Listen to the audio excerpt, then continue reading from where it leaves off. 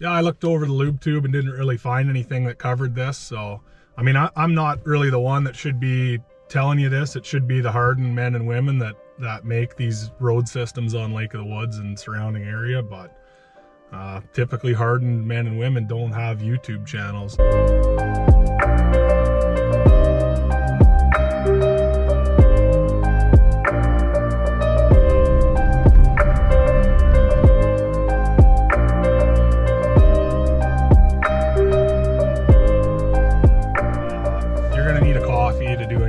Road, and that's for sure. First thing we'll cover here is call signs, etiquette when passing other vehicles. Chances are you're going to be passing another local. That's a 2-finger wave. Buddies, double tap. Non-residents, now this is a tough one. I used to be a non-resident or have non-resident license plates, and I got a lot of ghost rides and a lot of not much love for my fellow ice roaders. Non-resident, standard issue if you're local.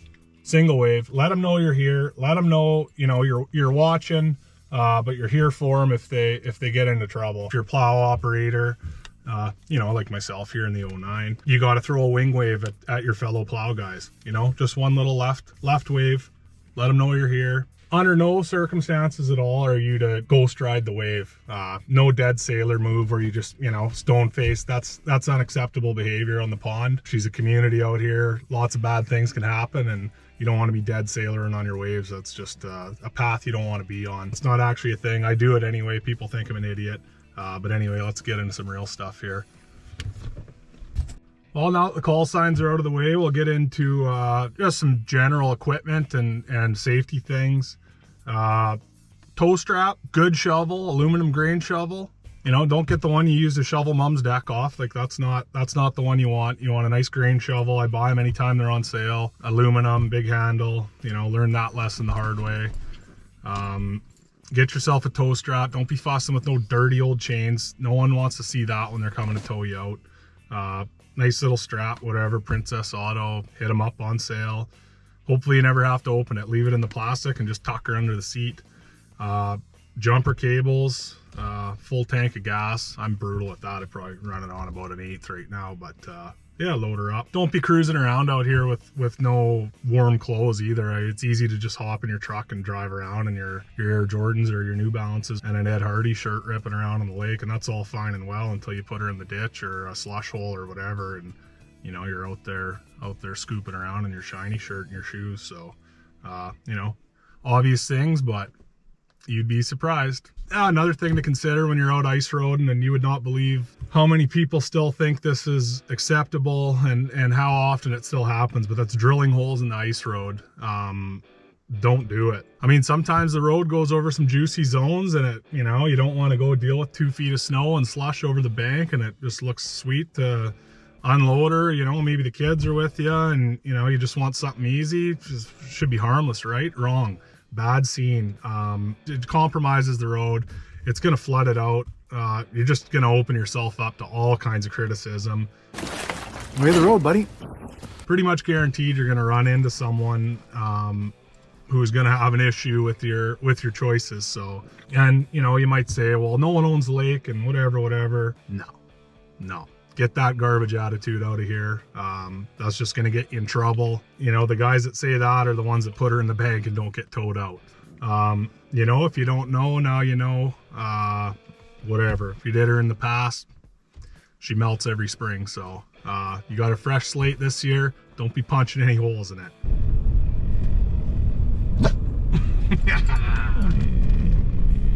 Hey, 1-finger wave, bud. Put her in low gear, Normie. She ain't looking good, buddy.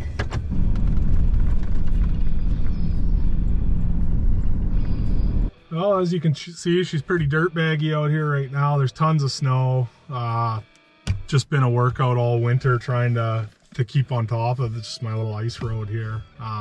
So you could imagine what the guys that are, making 100 miles of road are dealing with right now. So, always something to be considerate of. Most of the time roads aren't there just for, the public to go fishing. That's obviously one of the primary uses of them, but just kind of consider where they came from and who's making them. You'll think that these roads just land here for free. It's a ton of work to maintain them, and yeah. But hey, while I got your attention here, just slice her on down to subscribe and hit a like, get her rocking, spread a little awareness, maybe save you some headaches on a nice sunny ice fishing Saturday. Vehicle wise out here, you can pretty much run anything, as long as you understand your limitations a little bit. I used to run a 2-wheel drive Ford Ranger when I was a teenager and would get stuck every 3 minutes, and it was a 5-speed. I'd put her in gear, let out the clutch, and go push it out myself and kind of cool runnings back and bobsled into the truck and get the hell out of there. That was pretty much a daily occurrence. I'm sure there's a few people watching that have seen that happen. Yeah, I've got this old plow truck that I usually run out here. Obviously that's not going to be an option for everyone. Yeah, I put winter tires on it.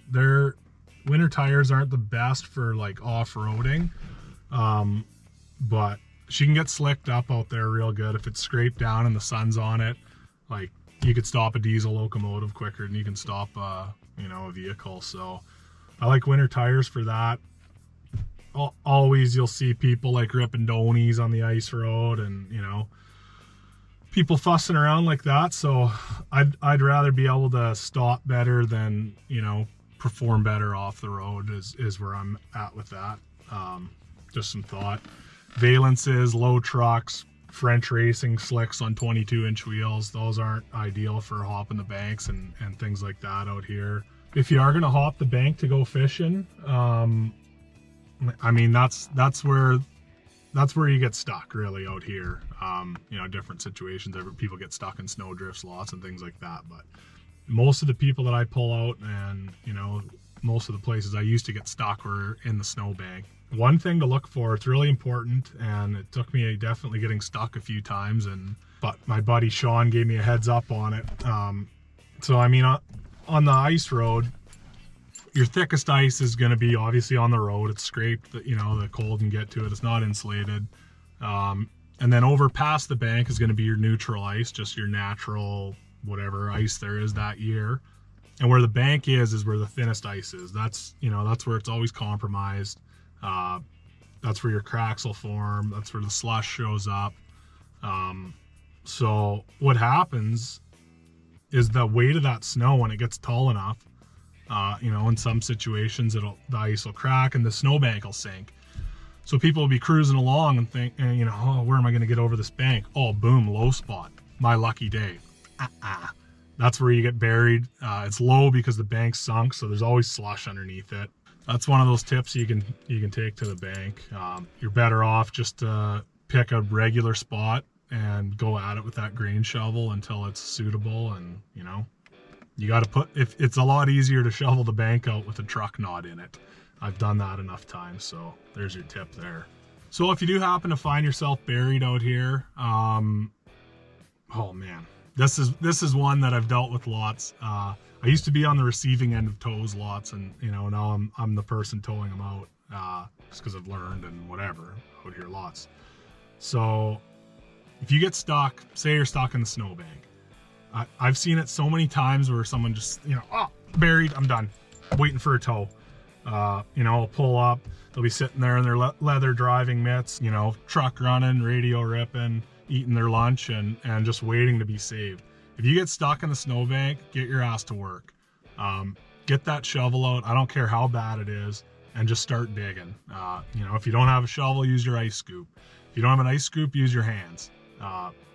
Dig it out. Get the tow strap ready if you have one, which you should.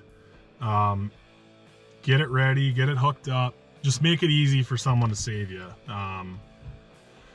There's a lot of good people out here, and everyone's willing to help you usually, but it's pretty painful to see the damsel in distress, sitting out there and just waiting to be saved. Like, put a little effort into it.